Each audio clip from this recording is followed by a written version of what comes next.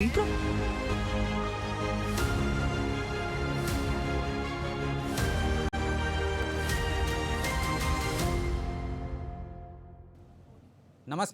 अनादि टीवी के खास कार्यक्रम पावर कॉरिडोर में आपका स्वागत है। मैं हूं ब्रजेश चौकसी। पावर कॉरिडोर में हम बात करेंगे सरकार, सियासत और ब्यूरोक्रेसी के फैसलों की अंतर्कथा की। पड़ताल करेंगे कि आखिर इन फैसलों के मायने क्या है। हमारे साथ रहेंगे पॉलिटिकल एडिटर मनोज वर्मा। तो शुरू करते हैं खबरों की खबर लेने का सिलसिला।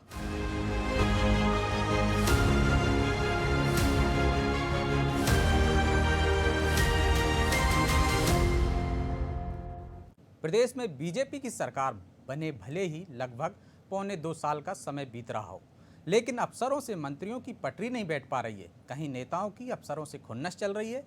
ऐसे में सीएम ने सभी मंत्रियों से बात की।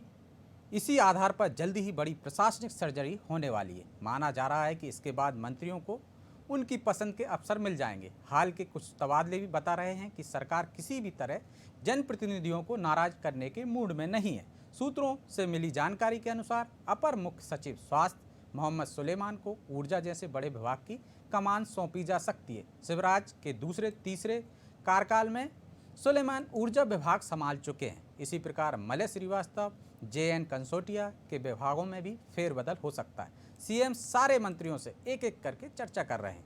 वे अपनी चर्चा के दौरान अपने विभाग के अधिकारियों के बारे में भी उनसे राय ले रहे हैं। माना जा रहा है कि इस बार मंत्रियों की राय को सीएम तवज्जो देने वाले हैं। कृषि मंत्री कमल पटेल अपने विभाग के कुछ अधिकारियों से खुश नहीं है। माना जा रहा है कि ACS कृषि अजीत केसरी को हटाया जा सकता है। पंचायत एवं ग्रामीण विकास मंत्री महेंद्र सिंह सिसोदिया अपने विभाग के प्रमुख सचिव उमाकांत उमराव के कामकाज से खुश नहीं है। उमराव को भी बदलने की चर्चा है। वहीं शहरी विकास और आवास मंत्री भूपेंद्र सिंह अपने प्रमुख सचिव मनीष सिंह और टाउन एंड कंट्री प्लानिंग के कमिश्नर अजीत कुमार की कार्यप्रणाली से खुश नहीं है। माना जा रहा है कि अगले फेरबदल में इन दोनों अधिकारियों की अपने विभाग से छुट्टी हो सकती है। खनिज विभाग के प्रमुख सचिव सुखवीर की अपने मंत्री बृजेंद्र प्रताप सिंह से पटरी नहीं बैठ रही। इसी प्रकार जगदीश देवड़ा प्रमुख सचिव दीपाली रस्तोगी से कुछ मामलों को लेकर नाराज हैं। तो बड़ा प्रशासनिक फेरबदल होने वाला है। इसी को आगे हम समझने की कोशिश करेंगे हमारे साथी मनोज वर्मा से। मनोज जी, कैसे देखते हैं ये बड़ी प्रशासनिक सर्जरी होने वाली है? मंत्री और उनके प्रमुख सचिवों में पटरी नहीं बैठ रही है। देखिए ब्रजेश जी, दोनों चीज़ें, कई बार होता है कि अफसर नियमानुसार काम करना चाहता है, लेकिन मंत्री चाहते हैं कि उनकी पसंद या उनकी चाहत के जैसा वो चाहते हैं वैसे काम हो जाए। आबकारी मंत्रालय हम देख रहे हैं, हमारे सामने उसका उदाहरण है आबकारी विभाग इसका, कि मंत्री क्या चाहते हैं उससे अफसरों को कोई लेना देना नहीं है। वो दागियों को बचाने में आगे आ जाते हैं। कई बार हम देखते हैं नियम विपरीत वो काम कर लेते हैं। सुलेमान की बात करें हम तो आपको याद होगा, दर्शकों को याद दिला दें, जब वो उनकी मंत्री यशोधरा राजे सिंधिया हुआ करती थी, जब उनसे पटरी नहीं बैठी थी। लेकिन वो समय भी हमने देखा है कि सुलेमान का विभाग बदलने की जगह यशोधरा राजे का विभाग बदल दिया गया था। तो ऐसे तमाम पावरफुल अफसर हम देखें। भूपेंद्र सिंह की अगर हम बात करें, पावरफुल मंत्रियों में माने जाते हैं, राष्ट्रीय ठसक वाले माने जाते हैं। तो जाहिर सी बात है कि उनके अपने अफसरों से बहुत कम पटरी बैठ पाती है। मुख्यमंत्री के करीबी भी हैं। मुख्यमंत्री के करीबी भी हैं। तो ये कह सकते हैं जैसे कहावत है कि करेला और नीम चढ़ा जी। अब दूसरी एक बात है कि कई सारे अफसर ऐसे भी हैं जो नियमों में टांग अड़ाने की कोशिश करते हैं। कई बार कि अफसर तो चाहते हैं कि काम अच्छे से हो, लेकिन कई बार मंत्री की मंशा अच्छी होती है लेकिन अफसर उसमें कुछ पेंच लगा देते हैं। कृषि का मामला उसी से जुड़ा, क्योंकि हम देखें कि एग्रीकल्चर या किसान एक बड़ा मुद्दा मध्य प्रदेश में। तो जिस रफ्तार से कमल पटेल काम कर रहे हैं, उस रफ्तार से साथ रफ्तार उनके विभाग के मंत्री या वो माफ़ कीजिए अफसर नहीं बैठा पा रहे, जिसका खामियाजा ये हो रहा है कि उस विभाग को बिगड़ना पड़ रहा है। तो जो 1 to 1 चर्चा हुई मुख्यमंत्री की, जब चाय पर चर्चा हुई और अनौपचारिक चर्चा होती है, तब इन अफसरों ने अपने पीड़ा सुनाई मुख्यमंत्री को और मंत्रियों ने भी। लेकिन इस बार मुख्यमंत्री अलग तेवर में नजर आ रहा है और माना ही जा रहा है कि इस बार वो ब्यूरोक्रेसी की जगह अपने जो मंत्रिमंडल सहयोगी हैं उन पर उनका फोकस ज़्यादा है। और यही कारण है कि हम देखेंगे कि जो प्रशासनिक सर्जरी होगी तो उसमें मंत्रियों की पसंद के अफसरों को हम देखेंगे उनके विभाग में जाते मिलेंगे, और जिनसे उनकी नाराजगी है हो सकता है उनकी उस विभाग से छुट्टी हो जाए। मुख्यमंत्री पे जो आरोप लगते थे पिछले कार्यकाल की हम बात करें कि अफसरशाही हावी है उन पर, तो वो तोड़ना चाहते हैं और मंत्री ज़्यादा पावरफुल दिखेंगे इस सरकार में आपको? देखिए दोनों चीज़ें ब्रजेश जी, आप कह रहे हैं कि कुछ ब्यूरोक्रेट्स ऐसे होते हैं कि वो हो ही कोई नरफ हमें ना हानि जैसा रहता है उनका हिसाब किताब, कि कोई भी रहे उनको कोई फ़र्क नहीं पड़ता है। कुछ अफसर ऐसे होते हैं जो मंत्रियों की पसंद के हिसाब से काम करने को राजी हो जाते हैं, और कुछ अफसर ऐसे होते हैं जो काम तो मंत्री की पसंद से करते हैं, लेकिन वो नियम उसमें बताना जरूर नहीं भूलते हैं कि अगर आप ये काम कराना चाहते हैं तो इसमें गलत क्या है। और कुछ अफसर ऐसे होते हैं जो केवल और केवल उनका काम ही है कि कोई भी उनको काम बता दीजिए, वो 20 आपको नियम बता देंगे, वो आपको सॉल्यूशन नहीं बताएंगे, वो समस्या बताएंगे कि ये करेंगे तो ये समस्या। जबकि अफसरशाही को होना चाहिए कि आपको सॉल्यूशन बताना चाहिए कि अगर ये काम नियम नियम भी अनुसार करना बताओ है, कि नियमों के दायरे में रह के किस तरह काम किया जा सकता है, बिल्कुल ये बताना चाहिए। बिल्कुल। तो इससे विभाग का भला होता है और आम जनता का भला होता है, क्योंकि अगर आप नियम के दायरे में हम उनको सॉल्यूशन बताएंगे कि आप इस तरीके से इस काम को कर सकते हैं, तो उसके बेहतर नतीजे निकलते हैं। तो कई अफसर हमने देखे हैं कि जो ये करते हैं, लेकिन कुछ अफसर ऐसे हैं जैसे मैंने बताया और आप भी जानते हैं कि वो बीन मेख निकाल देते हैं। तो कई बार मंत्री या उनका स्टाफ में एकाध एक अफसर वो जानबूझ के इसलिए ऐसा रखते हैं कि उनको पता होता है कि अगर किसी काम को अटकाना है तो वो मार्क कर देते हैं कि फलाना अफसर इसको देखेगा। तो उनको पता है कि सामने वाला सर पटक के मर जाएगा, वो अधिकारी इतने सारे उसमें नियम जोड़ देगा कि वो मंत्री चला जाए, भले चुनाव हार जाए, सरकार बदल जाए, वो काम नहीं होगा। लेकिन वो अपने स्टाफ में कुछ ऐसे अफसर रखना पसंद करते हैं जो ये सब जानते हैं कि अगर उसने उनको पहुंचा दिया और वो काम नहीं भी होना है तो अधिकारी उनको रास्ता बताएगा कि यह काम कैसे होना है और किसके क्या तरीका हो सकता लेकिन है। मनोज जी, यदि अधिकारी बदल भर देने से ये समस्या का समाधान हो जाए, क्या आप समझते हैं? क्योंकि हमने देखा है कि लगातार विवाद रहता है, पीएस और मंत्री जो विभाग का मंत्री रहता है उनमें तालमेल बैठ नहीं पाता, अक्सर विवाद की खबरें आती हैं। तो कोई ऐसा एक सिस्टम डेवलप नहीं कर देना चाहिए मुख्यमंत्री को कि समीक्षा की जाए कि कौन सही है कौन गलत है? देखिए, इसके अपने अपने पैमाने हैं कि कई बार हो सकता है कि मंत्री गलत हो, कई बार हो सकता है अफसर गलत हो, कई बार हो सकता है दोनों सही हो, कई बार हो सकता है दोनों गलत हो।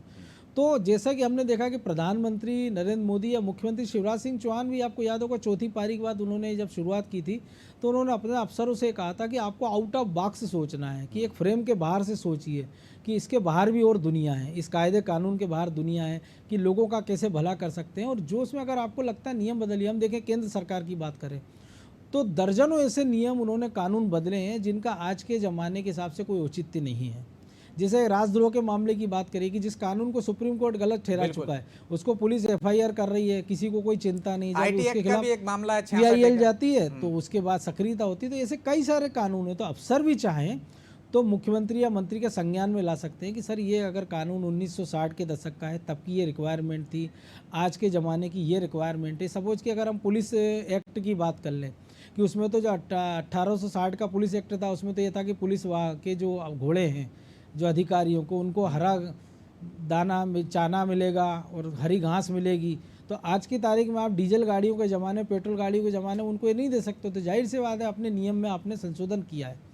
तो ये अफसर, लेकिन जब खुद को सुविधा चाहिए होती है तो वो सारे कायदे कानून, आप देखिए पुलिस मुख्यालय में हमने देखा जब रिनोवेशन का काम शुरू हुआ था तो हर साल केंद्र से बड़ी संख्या में पैसा आया। तो हुआ ये कि जो अफसर AC में बैठते थे वो स्प्लिट AC में आ गए, जो कूलर में थे उन्होंने अपने कमरे में AC लगा लिए, जिनके यहाँ टेबल कुर्सी नहीं थी उनके नई टेबल कुर्सी आ गई, लैपटॉप आ गए, डेस्कटॉप आ गए। लेकिन उसका पुलिस बल को क्या फ़ायदा हुआ? तो शायद शून्य। तो ये जो स्थिति है कि अगर आपको अपना भला करना है तो आप 50 रास्ते निकाल लेंगे, लेकिन आपको लगता है कि इससे जनता का भला हो जाएगा तो या क्या आपको हमको लगता है मंत्री कि बड़ा प्रशासनिक फेरबदल होने वाला है? बिल्कुल निश्चित तौर पर आप मान के चलिए, क्योंकि अब जिस प्रकार से नगरीय निकाय चुनाव की सुगबुगाहट है, कोरोना काल में हमने देखा कि कुछ अफसरों के ट्रांसफर हुए। उसके पहले आप याद कीजिए जब मुख्यमंत्री ने अभी लंबे समय से समीक्षा नहीं की है कोरोना की दूसरी लहर के बाद, कि जब उन्होंने कानून व्यवस्था से लेकर तमाम व्यवस्थाएं उसकी व्यवस्था की चिंता की थी, समीक्षा की थी, तो आप देखिए कि कई सारे कलेक्टर, SP, नगर निगम कमिश्नरों पर गाज गिरी थी। उसके बाद ये सिलसिला कुछ समय के लिए थम सा गया था, इसके बाद भी कुछ ट्रांसफ़र हुए। लेकिन अब जिस प्रकार से हम देख रहे हैं कि अगर आप जैसे श्रद्धा पंद्रे वाला मामला है, जो SDO थी फॉरेस्ट की, मुरैना में पोस्टिंग थी, उनसे दोनों पार्टियों के नेता नाराज हो गए थे। बिल्कुल तनातनी हुई, 3 महीने में उनका ट्रांसफ़र करना पड़ा। हम जबलपुर में जो यूनिवर्सिटी के प्रोफेसर की बात करें, उन्होंने परीक्षा सिस्टम में गड़बड़ियों को उजागर किया और जिस एजेंसी को काम दिया था उसको कटघरे में खड़ा किया। तो हुआ ये कि उस एजेंसी पे काम करने की जगह अफसर पे कार्रवाई हो गई। तो जैसा हम कह रहे हैं कि कई बार होता है कि आप अपने हिसाब से व्याख्या कर लेते हैं कि जो आपकी पसंद का है उसके लिए आप सारे कायदे कानून में ढील दे देंगे, और जो आपकी पसंद का नहीं है फिर उसको आपको हटाने का आपके पास 50 रास्ते हो जाते हैं। फिर चाहे वो आप उसको जनता की शिकायत मान लीजिए, काम में लापरवाही समझ लीजिए, या XYZ जो भी समझ लीजिए। चलिए, तबादलों की बात निकली है तो मध्य प्रदेश में तबादलों के क्या हाल हैं वो भी हम देख लेते हैं। मध्य प्रदेश में तबादला उद्योग सबसे ज़्यादा कांग्रेस की कमलनाथ सरकार में फला फूला। वर्ष 2019 में सर्वाधिक 417 तबादले हुए। हालांकि इसमें भाजपा की शिवराज सरकार ने भी तबादले किए थे। 20 मार्च 2019 तक प्रदेश में कमलनाथ सरकार थी। इसके बाद 23 मार्च को शिवराज सिंह चौहान ने मुख्यमंत्री की कुर्सी संभाली। इससे पहले कमलनाथ ने महज 91 दिन में 68 आईएएस के तबादले कर दिए थे। वर्ष 2020 में भाजपा की सरकार ने 350 तबादले किए। सर्वाधिक तबादले मई और जून में हुए और सबसे कम अक्टूबर में। खास बात यह है कि पिछले साल हर महीने आईएएस अफसरों के तबादले किए गए। अकेले मई माह में 84 आईएएस बदले गए। यह खुलासा मध्य प्रदेश सरकार द्वारा केंद्र सरकार को भेजी गई रिपोर्ट में हुआ है।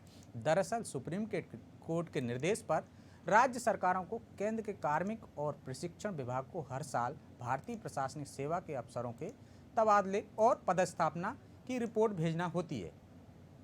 तो तबादले किस तरह से हो रहे हैं मध्य प्रदेश में? आपने पिछली सरकार पर तबादला उद्योग के आरोप लगाती रही है भाजपा, और अब भाजपा में भी जिस तरह से मनोज जी बता रहे थे व्यापक फेरबदल की आशंका व्यक्त की जा रही। तो मनोज जी, तबादलों के बारे में कैसे देखते हैं आपने? तबादला उद्योग के आरोप लगते हैं सरकारों पे, चाहे ये सरकार हो इस पर भी आरोप लगेंगे और लगते रहें।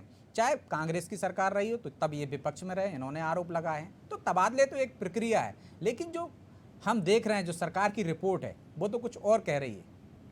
बिल्कुल, निश्चित तौर पर जो आपने आंकड़े बताए हमारे दर्शकों को, तो ये शायद दोनों राजनीतिक दलों को सीखना चाहिए कि वो आप जो कह रहे हैं कि जब कांग्रेस की सरकार थी तो ये आरोप बीजेपी लगाती थी, और अब जब बीजेपी की सरकार है और अब तो ऑफिशियल रूप से सरकार ने तबादले की एक शुरुआत की है। क्योंकि जो आपने जो जिक्र किया, हम जो बात कर रहे हैं वो आईएएस अफसरों के तबादलों की बात कर रहे हैं, बड़े अफसरों की।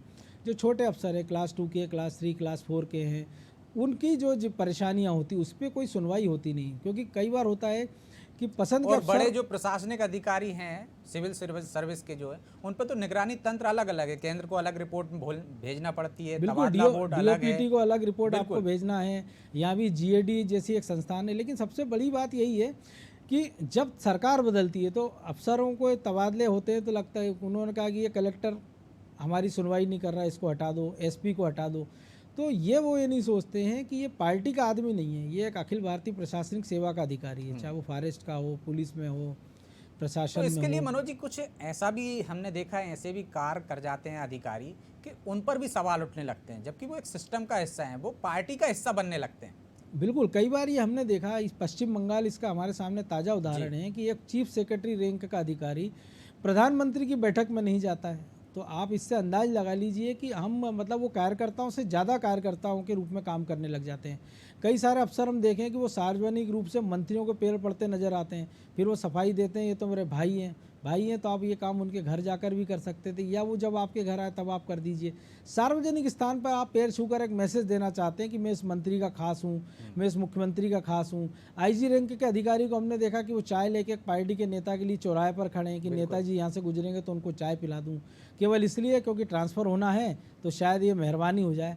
तो ये जो प्रवृत्ति है कुछ अफसरों की, ये बाकी उन अफसरों को इस ओर ऐसा काम करने के लिए प्रेरित करती है जिनका कोई सोर्स नहीं होता, जिनकी सुनवाई नहीं होती। हम कई सारे अधिकारियों को देखिए आप कि बरसों बरस से बहुत अच्छा टैलेंट है लेकिन लूप लाइन में डले हुए हैं। कुछ अधिकारी आप देखिए कि बीजेपी की सरकार हो, कांग्रेस की सरकार हो, वो हमेशा प्राइम पोस्टिंग पे रहते हैं, और कुछ के आचरण बदल जाते हैं। हमने जो सरकार के साथ देखा था मनोज जी, बिल्कुल कि जो सरकार के साथ टीम आई तो यही पुलिस का एक अधिकारी जो थे वो उनको काम करने से रोकने लगे। बिल्कुल, भोपाल में हमने देखा कि पुलिस अधिकारी पहुंच जाते हैं आईटी की टीम को रोकने के लिए। इंदौर में हम देखते हैं कि आईटी की टीम को रोकने के लिए पुलिस चली जाती है। एसआईटी का जब चयन होता है कुछ चुनिंदा मामलों की जांच में तो ये प्रवृत्ति हम देखते हैं। पिछली सरकार में हमने देखा कि जिस अधिकारी का प्रमोशन नहीं होता है, जिसके खिलाफ डी होना होती है, वो चीफ सेक्रेटरी बन जाते हैं। और दूसरे अफसर को जब पता लगता है हमको कि सरकार जाने वाली है, तो केवल इसलिए कि इस अफसर के नाम के आगे भी एक्स चीफ सेक्रेटरी लिखा जा सके, इसके लिए उनको कुछ दिनों के लिए हम देखते हैं कि वो पद मिल जाता है। स्पेशल डीजी के लिए हम देखते हैं कि कैसा आदेश निकाला जाता है।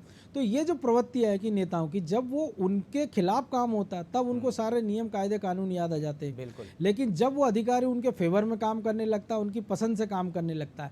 हमने इसी मध्य प्रदेश में देखा कि आईजी रैंक के एक अधिकारी की एक रिपोर्ट के कारण डीजी को हटना पड़ता है, जबकि उसी डीजी के कारण उस आईजी को प्राइम पोस्टिंग मिलती है। क्यों? क्योंकि ऊपर से निर्देश होता है तो आईजी साहब डीजी साहब को निपटा देते हैं। ऐसा उदाहरण भी हमको शायद और किसी प्रदेश में देखने को ना मिले। तो ये जो आप रिपोर्ट बता रहे हैं, ये अफसरों को इसीलिए जो अधिकारी वो चाहते हैं कि हमारी पसंद का आदमी बैठ जाए कि जो हम करना चाह रहे हैं वो यस मैन बन जाए, कि मैं जो कर रहा हूँ वो अधिकारी ओके करता जा रहा है। बाद में जब जांच होगी फिर हम देखते हैं कि अधिकारी का कुछ नहीं होता, लेकिन अफसर हम देखते हैं कि जेल जाते हैं। कई सारे अधिकारियों की हम बात करें, जो भी एक IAS अधिकारी जो पकड़े गए इंदौर में, वर्मा, हम देख रहे हैं कि उनकी सेवा के लिए कई सारे अफसर फ़ोन कर रहे हैं कि उनको कोई कष्ट ना हो। तो जब आप इस लेवल तक चले जाएंगे और फिर आप ट्रांसफ़र पे हल्ला मचाते हैं, और फिर पॉलिटिकल पार्टियां जो कि इस पूरा सिस्टम में इन्वॉल्व रहती है, जो ताश के पत्तों की तरह अफसरों को फेंटती है कि सुबह आपकी ट्रांसफ़र किया, शाम को आपने एक बड़ा चेक लगाया तो आपका ट्रांसफ़र या तो निरस्त कर दिया, संशोधित कर दिया, आपको नहीं लगता या कि जो आपने नहीं सुना तो आपका ट्रांसफ़र कर देंगे। मनोज जी, आपको नहीं लगता कि जो प्रशासनिक अमला है उसको भी प्रशिक्षित करने की जरूरत है कि वो नियम कानून के अनुसार काम करे, ना कि किसी सरकार के आधार पे काम करे और अपनी राय बदलती रहे? नहीं, देखिए, उसको सब नियम कायदे कानून माने, उसको सब पता होता है, लेकिन होता ये है कि जब उसको ये पता है कि अगर मेरा बच्चा स्कूल में पढ़ रहा है या मेरा बेटा कहीं ऐसी जगह पे पोस्टिंग है उसकी कि कोई बीमारी है माता पिता की, और एक ऐसे शहर में पोस्टिंग है जहाँ उसको अच्छी शिक्षा मिल रही है, बच्चों के लिए अच्छे स्वास्थ्य की सुविधाएं हैं वहाँ अपने माता पिता के लिए, ऐसे में कोई नेता उस पर दबाव डालता है या कोई अधिकारी, और उसको ये लगता है कि अगर ये पूरा मैं नहीं करूँगा तो मेरा ट्रांसफ़र शायद ऐसी जगह कर दिया जाएगा कि जहाँ अच्छी एजुकेशन नहीं होगी, अच्छा हेल्थ की सुविधाएँ नहीं होगी, हो सकता है अच्छे कॉलेज नहीं हो, अस्पताल ना हो। तो ये वो डर रहता है कि जो अफसरों को फिर मनमानी का मौका मिलता है, और फिर वो अधिकारी जब ये लगता है कि जब इस मंत्री के कहने पर या इस नेता के कहने पर अगर 2 गलत काम करना है तो वो फिर खुद के 4 गलत काम करने लगता है। तो हम कई सारे देखते हैं, कई सारे अफसर जब पकड़े जाते हैं तो करोड़ों अरबों की संपत्ति रहती है, कई सारे ऐसे होते हैं जो उद्योग चलाते मिलते हैं।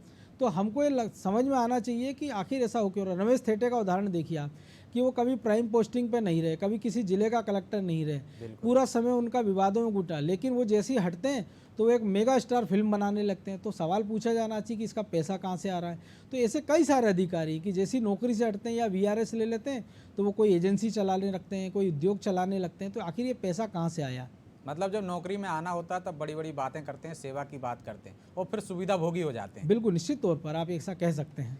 चलिए, तो किस तरह से बदलाव होता है अधिकारियों में, इसका भी उदाहरण देख लेते हैं हम।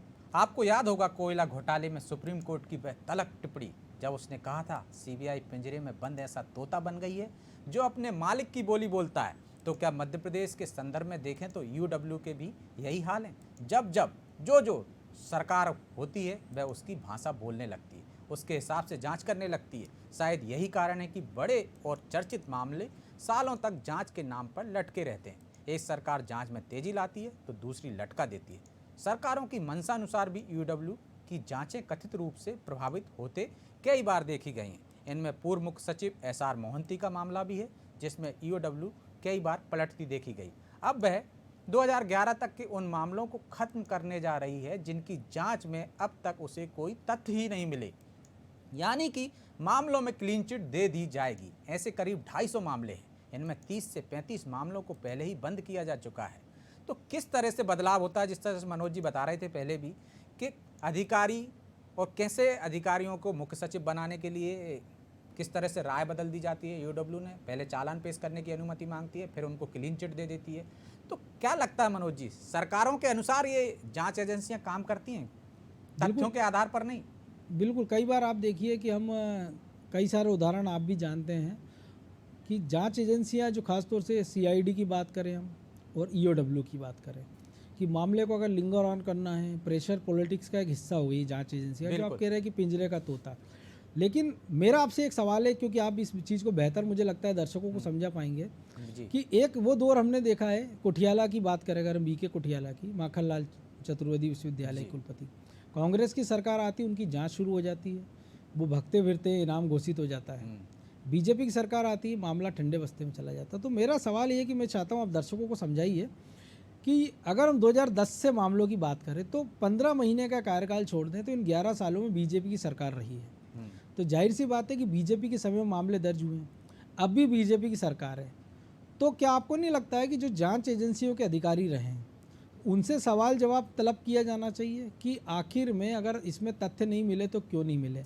और अगर उस समय अगर आपने इसमें FIR दर्ज की थी तो किन आधारों पे? क्योंकि आपने सीधे पहले FIR नहीं दर्ज करते हैं, क्योंकि इनमें आप पहले प्राइमरी इंक्वायरी करते हैं, फिर उसकी जांच करते हैं, फिर आपको तथ्य मिलते हैं, तब आप उसको FIR करते हैं।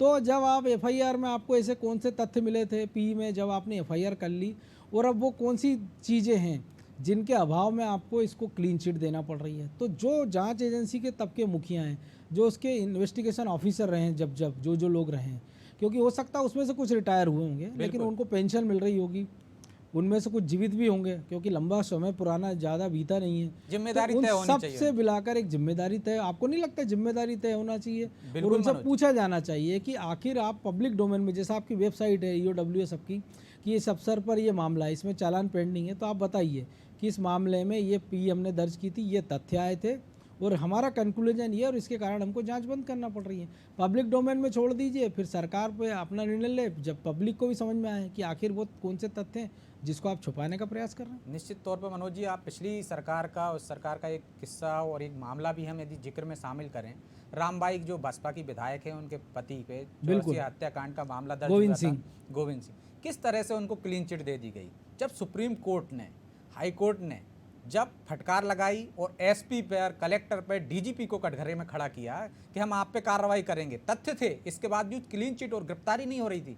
इसके बाद बिल्कुल सुप्रीम कोर्ट को दखल देना पड़ रहा है, जिले के जज को धमकी मिलती है। और एक और उदाहरण आप देखिए मधु कुमार बाबू का, बिल्कुल, कि हम देख रहे हैं कि ट्विटर, फेसबुक से लेके जो बड़ी बड़ी जो सोशल मीडिया की एजेंसियां, कंपनियां हैं, उन पे आप शिकंजा कस रहे हैं। और आप ये कहते हैं कि अधिकारी का जो वीडियो वायरल हुआ वो अमेरिका के किसी शहर से हुआ है, तो आप वहाँ के किसी IT मिनिस्ट्री को चिट्ठी लिखिए, आप किसी अफसर को भेज दीजिए, क्योंकि जीरो टॉलरेंस की अगर बात हो रही करप्शन पर। फिर आप ये देख रहे हैं कि एक मामले में जैसे आप क्लीन चिट देते हैं तो दूसरा मामला सामने जाता है, लेकिन उसमें भी केवल जवानी जमा खर्च हो रहा, हो कुछ रहा नहीं है। तो देखिए मनोज जी, इसी तरह आपने भी जिक्र किया था, हम यदि EOW की बात कर रहे थे, EOW में SR मोहंती का मामला था।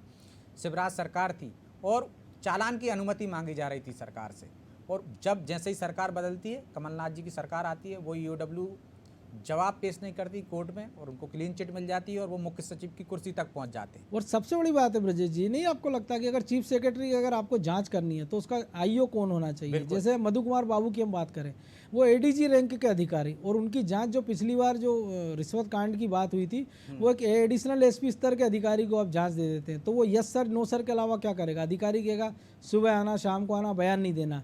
तो उतनी हिम्मत है एक एडिशनल SP रैंक के अधिकारी की कोई ADG से कहे कि आप अफसर, आप ऑफिस आइए या मैं आपके घर आया हूँ, मुझे आप सबूत मुहैया कराइए, मुझे बयान लेना है।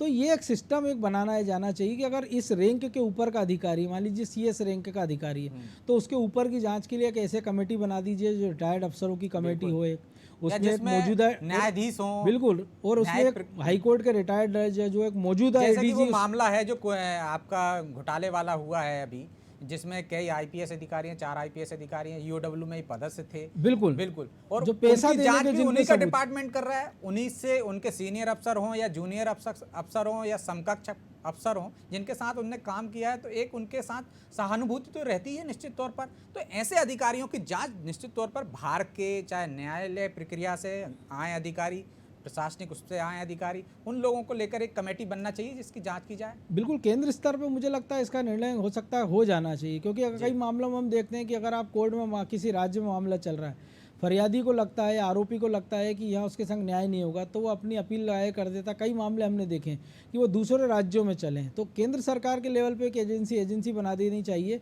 कि अगर उसी कार्डर में इस लेवल का अधिकारी, IG है उसके ऊपर का, या PS उसके ऊपर के रैंक का, तो फिर पड़ोसी राज्य का कोई अधिकारी जो उसके रैंक का ना हो, जो उसका बेचमेंट ना हो, वो उसकी जांच करे और सार्वजनिक रूप से उसके तथ्य जो हैं वो लोगों तक पहुंचाया जाए। तब मुझे लगता है कि शायद बेहतर इन्वेस्टिगेशन हो जाएगा और इस प्रकार के मामलों में लगता है रोक लग सकती है। और मनोज जी, इसमें ये भी होना चाहिए कि जिन मामलों में खात्मा डालने की प्रक्रिया कर रही है, 250 मामलों में यदि EOW क्लोज करने वाली है, EOW की एक प्रक्रिया होती है मनोज जी, आपने भी पहले समझाया है कि यदि किसी ने शिकायत की है तो वो सीधे शिकायत पर FIR दर्ज नहीं करती, बिल्कुल प्रारंभिक जांच करती है, PE दर्ज करती है, उसमें तथ्य आते हैं, प्रारंभिक सबूत मिलते हैं, उनको प्रमाण मिलते हैं, इसके बाद वो FIR दर्ज करती है, फिर उसकी इन्वेस्टिगेशन शुरू होती है। तो मतलब आपके पास शुरुआत में ही प्रमाण कुछ तो मिल गए हैं कि भ्रष्टाचार हुआ है, आर्थिक अपराध हुआ है, तो फिर इसके बाद 10 साल तक आप आगे के तथ्य नहीं जुटा पाए हैं। तो जब ये आप मामले क्लोज कर रहे हैं तो एक ऐसी कोई कमेटी हो जिसमें कोई एक रिटायर्ड जज हो या वर्तमान जज हो, प्रशासनिक अधिकारी हो, वो जिन मामलों को आप क्लोज करने वाले हैं, क्लीन चिट देने वाले हों, उनकी बाकायदा समीक्षा की जाए।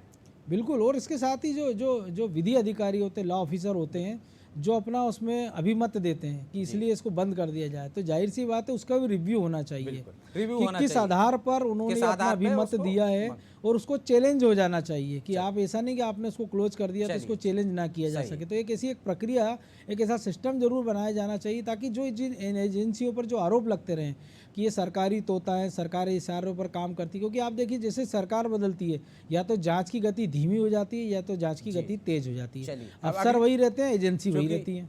अब समय कम है मनोज जी, अगली खबर का रुख करते हैं। अब बात आबकारी विभाग की। विभाग में एक नए खेल की इबारत लिखी जा रही है। सरकार प्रदेश के शराब गोदामों को ठेका पर देने की तैयारी कर रही है। इसके लिए पहले डिप्टी कमिश्नर बीरेंद्र सक्सेना के नेतृत्व में 5 सदस्यीय टीम गठित की गई थी, लेकिन अब इस टीम को और मजबूत कर दिया है। डिप्टी कमिश्नर बीरेंद्र सक्सेना को हटाकर अब IAS गिरीश कुमार मिश्रा को कमेटी का अध्यक्ष बनाया गया। साथ ही इस 5 सदस्यीय टीम में 2 और नए नाम जोड़कर 7 सदस्यीय टीम बना दी गई। यह 7 सदस्यीय टीम प्राइवेट ठेकेदार को वेयरहाउस देने पर नफा नुकसान का आकलन करेगी, अपनी रिपोर्ट देगी। शराब के वेयरहाउस को निजी हाथों में सौंपने के पीछे बड़े खेल की आशंका जताई जा रही है, क्योंकि वेयरहाउस को निजी हाथों में देने पर सरकार के खजाने पर कोई असर नहीं होगा। वह पहले ही वेयरहाउस में शराब रखने पर संबंधित कंपनी से 10 रुपये प्रति पेटी के हिसाब से किराया वसूलती है। जो कंपनी चाहे वहाँ अपनी शराब रख सकती है, जहाँ से ठेकेदार जरूरत के अनुसार उठा लेते हैं।